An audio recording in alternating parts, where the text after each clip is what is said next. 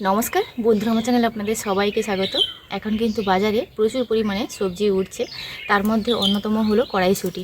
তো সবার বাড়িতে কিন্তু ফ্রিজ থাকে না, সেক্ষেত্রে আপনারা কিন্তু ফ্রিজ না থাকলেও সারা বছর কিভাবে কড়াইশুঁটি সংরক্ষণ করতে পারবেন আজকের ভিডিওতে আপনারা দেখতে পাবেন। এখানে আমি কড়াইশুঁটিগুলো ছাড়িয়ে নিচ্ছি, আর এই যে এক ঝুড়ি মতন কড়াইশুঁটি আমাকে দিয়েছে মাত্র 10 টাকায়। তো ভাবলাম আপনাদের সঙ্গে এটা শেয়ার করি, খুব কাজে লাগবে। সবার বাড়িতে কিন্তু ফ্রিজ থাকে না, সেক্ষেত্রে কিন্তু ফ্রিজ না থাকলেও কড়াইশুঁটি এইভাবে কিন্তু আপনারা সারা বছর সংরক্ষণ করে রাখতে পারবেন। তো কড়াইশুঁটিগুলো সব ছাড়িয়ে নিই, তারপর আপনাদেরকে দেখাচ্ছি। এটা গরম জলে 2 মিনিট মতন দিয়ে একটু ফোটাতে হবে। তো অল্প সময়ের জন্য আমি আর উনুনটা ধরাবো না, ঘরের মধ্যে এই কাজটা করে নিচ্ছি।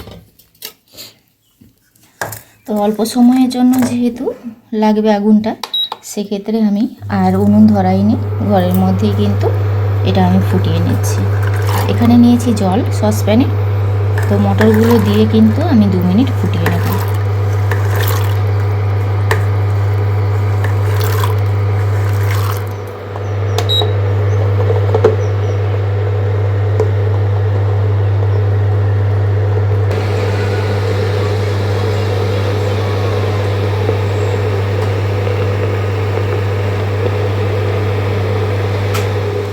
দু মিনিট ফুটিয়ে নিয়েছি, এবার আমি জল ছেঁকে নেব।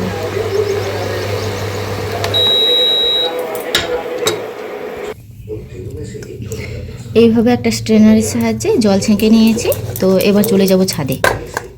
ছাদে চলে এসেছি। তো কড়াইশুঁটিগুলো একটা স্ট্রেনারের মধ্যে দিয়ে দেব, যাতে চারদিক থেকে কিন্তু রোদটা পায়।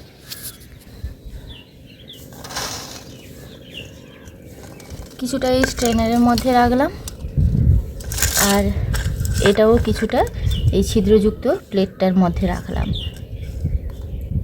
আর এইভাবে ভাপিয়ে নেওয়ার কারণে কিন্তু এই কড়াইশুঁটিগুলো এমনি খুব ভালোভাবে শুকিয়ে কিন্তু সারা বছর সংরক্ষণ করে খেতে পারবেন, একটুও পোকা লাগবে না। তো আপনারা যদি সরাসরি এমনি কাঁচাটা রোদে দিয়ে দিতেন, সেক্ষেত্রে কিন্তু পোকা লেগে যাওয়ার চান্সটা থাকে। এইভাবে ভাপিয়ে নিলে পরে পোকা লাগবে না, খুব ভালোভাবে শুকনো করে রাখতে হবে। তো টানা 5-6 দিন আমি এটা রোদে দেবো।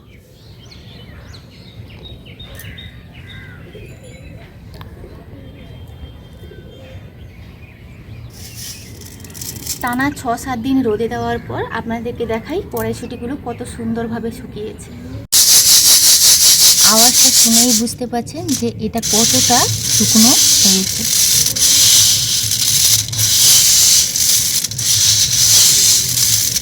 আমরা যে বাজার থেকে যে গ্রিন মটর ভাজা কিনে খাই, যথেষ্ট পরিমাণে কিন্তু ওতে কালার দেওয়া থাকে, কেমিক্যালযুক্ত কালার, কিন্তু আমাদের শরীরের জন্য খুবই ক্ষতিকারক।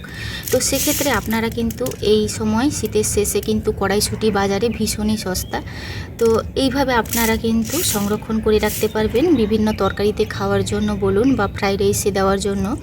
এর কিন্তু কালারটা ওপর থেকে যদিও একটু সাদা লাগছে, কিন্তু ভেতরের কালার কিন্তু খুব সুন্দরভাবেই আছে। আপনাদেরকে একটা আমি এই খোসা ছাড়িয়ে দেখাচ্ছি। এই যে দেখুন, ভেতরে যে সবুজ যে কালারটা, উপরের খোসাটা রোদে দেওয়ার কারণে কিন্তু নষ্ট হয়ে গেছে, খোসার কালারটা, কিন্তু ভেতরের কালারটা এই যে দেখুন সবুজই আছে।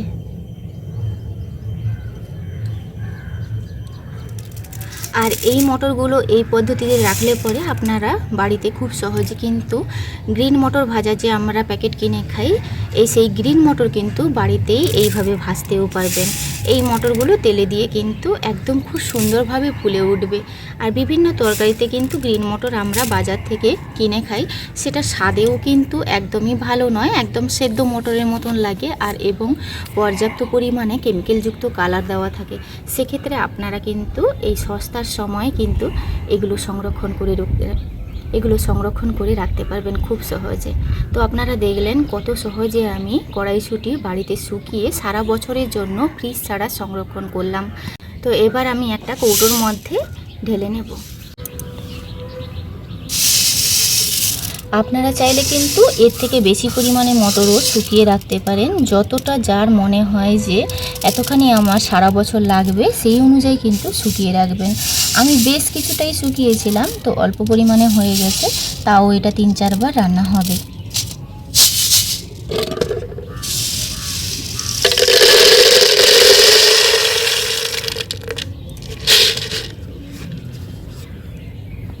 আপনারা দেখলেন ফ্রিজ ছাড়াও কিন্তু সারা বছর খুব সুন্দরভাবে কিন্তু কড়াইশুঁটি সংরক্ষণ করতে পারবেন। সবার বাড়িতে কিন্তু ফ্রিজ থাকে না, সেক্ষেত্রে আপনারা এইভাবে সংরক্ষণ করে দেখতে পারেন। ভিডিওটি ভালো লাগলে প্রতিদিনের মতন লাইক, শেয়ার, কমেন্ট করতে ভুলবেন না। আপনারা ভালো থাকবেন, সুস্থ থাকবেন, সাবধানে থাকবেন। দেখা হচ্ছে পরবর্তী একটা নতুন পর্বে।